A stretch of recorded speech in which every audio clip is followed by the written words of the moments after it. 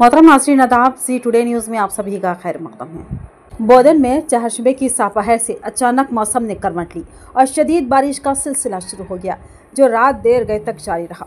बारिश के बाद शहर के कई इलाकों में पानी जमा हो गया, जिससे आम जिंदगी बुरी तरह मुतासिर हुई। महकमा मौसमियात के मुताबिक ये बारिश जुनूब मगरबी मानसून की पेश कदमी का इब्तदाई असर है और आइंदा 2 दिनों तक मजीद बारिश का इम्कान है। सापहर तकरीबन 3 बजे शुरू होने वाली मूसलाधार बारिश ने बोधन के कई इलाकों को जलथल कर दिया। दूसरी तरफ ठंडी हवा और बारिश से गर्मी का जोर कम हो गया, जिससे आवाम को कुछ हद तक राहत मिली।